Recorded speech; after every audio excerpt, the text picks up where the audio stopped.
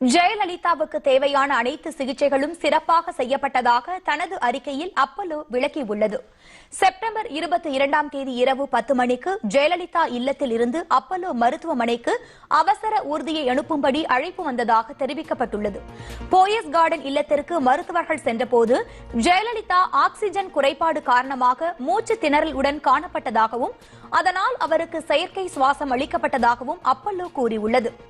இரவு 10:25 மணிக்கு ஜெயலலிதா அப்பல்லோ மருத்துவமனைக்கு கொண்டு செல்லப்பட்டுள்ளார்.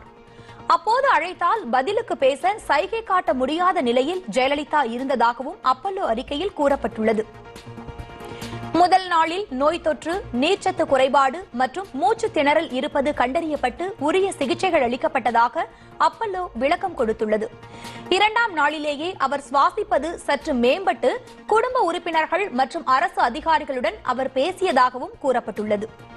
ஜெயலலிதாவுக்கு ஏற்கனவே சர்க்கரை நோய், உடல் பருமன், இரத்த அழுத்தம் உள்ளிட்ட உடல்நல குறைபாடு இருந்ததை அப்பல்லோ சுட்டிக்காட்டியுள்ளது.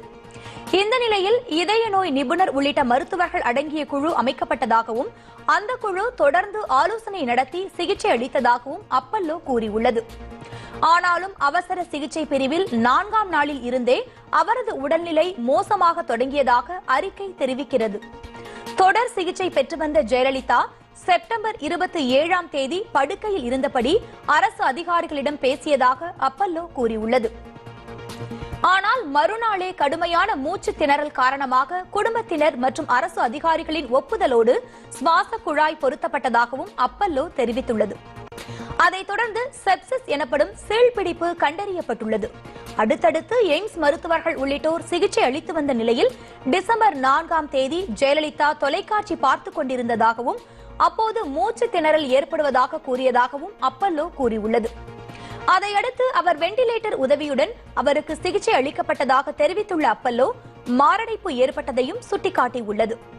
அதைத் தொடர்ந்து மறுநாள் எய்ம்ஸ் மருத்துவர்கள் வந்து சிகிச்சை அளித்ததுடன் இரவு 10 மணிக்கு எக்மோ சிகிச்சை தரப்பட்டதாகவும் அப்பல்லோ கூறியுள்ளது.